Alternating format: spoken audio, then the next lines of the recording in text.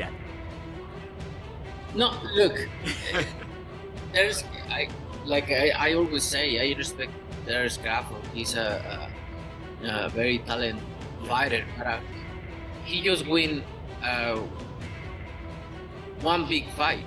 If you see his record, he just beat one good fighter, like Errol Spence is. Yeah. But other than that, I don't think he's beating other great fighter like Spence. He did a really good job with Spence. He did like almost look it very easy. But I'm gonna go with Canelo because he didn't hold Turkey's hand. It's two things that you can do with somebody bigger and stronger. You know, you can either try to push them back, you know, because 9 times out of 10, a strong fighter not used to going back. Canelo Álvarez responded to Terence Crawford's knockouts with respect, praising his skills and acknowledging the impressive victory over Errol Spence, which Crawford made look easier than expected. Still, Canelo questioned Crawford's resume, noting that Spence is the only truly elite opponent he has faced so far. Looking ahead, Canelo promised that the truth will be revealed when they finally clash in the ring, keeping fans excited for the showdown. Are you tired of people asking you about Terence yet? No, look, there's I always say, I respect Terence Crawford. He's a very talented fighter, but he just win one big fight. If you see his record, he just beat one good fighter like Errol Spence is. Yeah. But other than that, I don't think he's beating other great fighter like Spence. He did a really good job with Spence. He did like almost look it very easy. But I knew Terence Crawford is a great fighter. But you never know in boxing. Canelo hints that he already knows Crawford's style and techniques, expressing confidence in his preparation. With a smile, he adds that Turki Alalshik will be very disappointed on fight night as he stands in Crawford's corner, making the battle even more personal. I know Turkey is in your corner, but look, it's gonna be very difficult. He's gonna be so mad that day. Believe me. I see you. I see you. You see I'm I see you too. Canelo's choice to spar with Jaron Ennis is viewed as a highly strategic decision. According to Johnny Ortiz, Ennis closely mirrors Terence Crawford's body type and fighting style, making him the ideal partner for Canelo's preparation. Training with Ennis allows Canelo to study Crawford's rhythm, movement, and physical advantages in real time while sharpening his timing and defensive skills. At the same time, Ennis benefits greatly by gaining invaluable experience working with a seasoned champion like Canelo, contributing to his own growth. Ortiz believes this unique arrangement helps both fighters improve, making it a smart and effective setup. Makes sense. It's definitely good experience for both. Eddie Reynoso and Canelo, shout out to them because now it shows that they serious with a real game plan and produces the speed. Everybody's a perfect opponent, I would say perfect sparring partner to have to replicate Crawford because they both switch hitters and stuff like that. And they got dog in them and reflexes for sure. So it shows Canelo serious and all boots in. Be able to spar a Hall of Famer, top tier guy, it gave him great experience. And each other really wants. Or it's a sport where Boots is getting an opportunity to spar a Hall of Famer. Who cares? In reality, what the fuck loyalty does Boots owe to Crawford when it comes to the sport of boxing? I mean, Crawford didn't do shit. Even back while Boots was trying to get his opportunity when it was Spencer Crawford. Every time Boots' name got mentioned, you heard the blood clowns. You're like, oh yeah, he don't deserve it. Oh, who did he fight? Oh, who this and that, man? I ain't trying to hear that shit. It's like different. It's different shit that you need to be woke up outside of boxing. Boxing is a sport.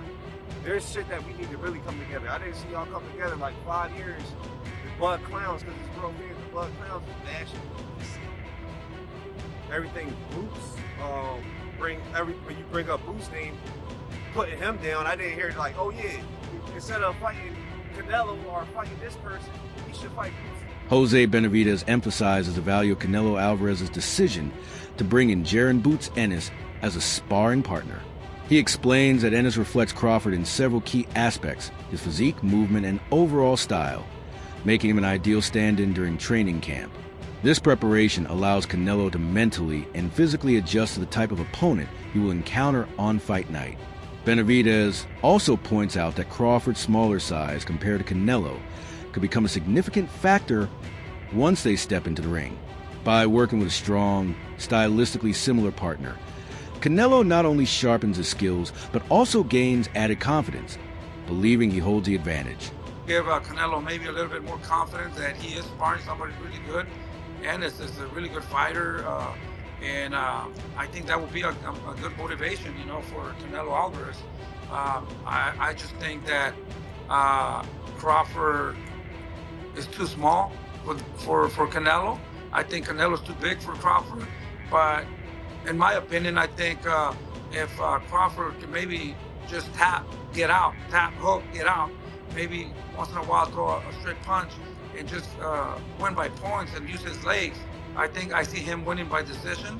But if he tries to exchange with Canelo Álvarez, I think he's gonna make a mistake and he's gonna get hit with one shot and maybe he can get hurt and that would change the whole fight, But I think he's faster.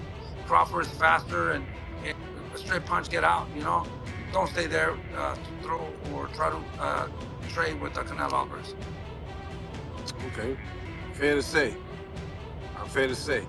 Now, do you feel like when it comes down to the demeanor of making that decision of bringing him in, does it show that he's taking this camp perhaps a little bit more serious than others? I mean, what do you think about just the move per se? It's very difficult to say. He's never brought anybody really good to his camp until this time. Maybe he's lacking enough confidence, or maybe he just wants to use them to trick the people, or, it's very awkward and very funny that he brought Ennis to his camp, but at the end of the day, they know what they're doing, and we gotta respect that, and I think... The global demand for boxing has entered a new era, with streaming platforms now driving record-breaking audiences for major events. A prime example came when Netflix hosted the Jake Paul vs. Mike Tyson showdown, which attracted an incredible 65 million viewers, setting a historic benchmark for combat sports viewership. That fight proved the appetite for boxing extends far beyond traditional expectations. Now, all eyes turn to the highly anticipated clash between Canelo Álvarez and Terence Crawford, about carrying potential to surpass even those staggering numbers. This matchup is more than just two champions meeting inside the ring. It represents a defining moment in boxing history, with fans worldwide eager to witness whether it can eclipse the Jake versus Mike spectacle. Jake Paul, Mike Tyson, which was obviously on Netflix as well, the biggest concurrent view was, I think, 65 million. So at one stage of a time, 65 million people were watching that fight, which is crazy, hence why it broke Netflix servers. I do wonder what this does. I think it does around 10 to 15, which is still an incredible number. The problem with these two, and I was saying this morning actually to Gareth A. Davis, like, there's no antagonizer here, is there? No one is willing to play the role of the bad guy, the heel, the bully, and you almost need that a little bit. Jake Paul was actually quite smart in the way in which he promoted the Tyson, but obviously look, it's Mike Tyson. But it was promoted so well where Jake was willing to be the guy that, I'm going to fuck up the greatest fighter of all time. He was willing to kind of say all those things and play that role. So people almost tuned in to see him get chinned as well. Neither of these guys are playing that role. Neither of these guys, I don't think, have crossed over massively to non-boxing fans. To us, they're like gods, but to non-boxing fans, I do wonder how much people know them. Terence Crawford has never been one to shy away from challenges, and his preparation for Canelo highlights his strategic mindset. While he recognizes the difficulties of facing larger opponents, Crawford firmly believes there are ways to neutralize them. One key tactic is forcing bigger fighters onto the back foot, a position they rarely like since their size and strength typically let them control the action moving forward. It's two things that you can do with somebody bigger and stronger. You can either try to push them back, because 9 times out of 10, a strong fighter not used to going back. So kind of fucks them up in the head, you know? Yeah. Or you can just box them because some of them are just slower than others because they got flat feet, and they just looking to load up on certain shots. Now, Crawford's definitely right here. There's two ways to beat a pressure fighter like Canelo. Either you put the pressure back on him, which is where guys like Triple G and Bivol had success, or you use your superior skills and footwork on the outside, which is how Floyd Mayweather won. Now, Crawford, he can't use the pressure approach because he's not as physically dominant as guys like Golovkin or Bivol. You know, Bud is a welterweight or junior middleweight jumping up. He doesn't have the size to push Canelo back. Now, the outside boxing approach, that is definitely Crawford's best chance against Canelo. Forcing bigger opponents backward disrupts their rhythm. Another key strategy is draining their stamina and exploiting the flat-footed tendencies common in naturally heavier fighters. Crawford's grasp of these tactics highlights his exceptional boxing IQ, proving he understands that victory demands more than toughness. It requires turning disadvantages into advantages. His training camp has been designed around these principles, focusing on conditioning and tactical precision as he prepares for what may be the toughest challenge of his entire... He does struggle to cut off the ring at times. We saw that in the Skull fight. And he does load up on single shots now. But at the same time, Crawford is not the same pure boxer that Floyd Mayweather was. You know, Mayweather rarely got hit in that shell. His form of countering, you know, a pull counter for example was, I'm not going to get touched and then I'll make you pay. Whereas Crawford's style of counterpunching is different. Bud will take one to throw 2 or 3 back. He can't do that against Canelo because of the size and power difference. If Bud takes a clean right hand and throw back an uppercut or a hook, he's either going to get dropped or he's going to end up on his bike like Jermell Charlo. So while I do agree Crawford does have the superior skill set in this fight, but because he doesn't have the size to push Canelo back, or the defense of someone like Mayweather stay perfect for 12 rounds on the outside, I do think Canelo's size and power will make the difference in this fight, and that's why I like Canelo. Although much of the build-up highlights rivalry, Terence Crawford has expressed genuine admiration for Canelo Álvarez's place in boxing history. He openly respects Canelo as one of the last true representatives of the golden era. Having faced and shared a ring with legends, a rare experience Crawford values deeply. For Crawford, this fight goes beyond titles or records. It is about measuring himself against a fighter who has carried the torch of greatness. By presenting it this way, Crawford gives the matchup a deeper, more meaningful... I call Canelo out because, like I said, he the last great fighter amongst the era that surpassed us. You know, the Floyd, the Pacquiao, the De La Hoya. We both came up in that era, and he was right there with those fighters, and he got the chance to fight the Miguel Cottos, the Floyd Mayweathers, and you know, the Kovalevs and Triple Gs, and I wasn't able to get those mega fights, you know, so this is my mega fight, this is my moment, and that's the reason why I want to fight an all-time great like Canelo. Sean Porter offers a contrasting perspective, arguing that Canelo Álvarez won't present anything Terence Crawford hasn't already encountered. In Porter's view, Crawford has faced a wide range of styles throughout his career: speedsters, heavy punchers, crafty counterpunchers, and naturally bigger opponents. His ability to adapt is what sets him apart. Porter believes Crawford's versatile skill set will allow him to manage whatever Canelo brings, even with the Mexican star's size and power. For fans, this viewpoint brings added balance to the ongoing debate. Canelo Álvarez. Terence is not going to see anything that he hasn't seen before. No, he hasn't seen this beast on fight night, but he's seen versions of this beast for a very, very, very long time. People have said that he's a blown up 147-pound fighter. If you remember, he said it was hard for him to make 147 when he fought Errol Smith Jr. I'm saying, how is that possible? I didn't realize he was really doing everything that's needed to gain the weight properly. Most fighters don't know how to gain weight and fit into a weight class properly. He's done it. Antonio Tarver frames a matchup through the lens of danger, stressing that Canelo Álvarez needs only one clean punch to completely shift the fight. While Crawford may be more active and technically sharper, Tarver highlights Álvarez's power as the ultimate equalizer. With decades of experience in the sport, Tarver knows that a single mistake against a puncher like Canelo can instantly end the night. His warning reminds everyone that no matter how skilled Crawford is, he must execute flawlessly every second of every round. He one punch. You know what I mean? really, basically, that's what it boils down to. I think Canelo only needs one shot to change the game or change the fight. Crawford will have to stay consistent in being out. He'll have to get ahead and stay ahead. You know what I mean? And then also looming is the controversy.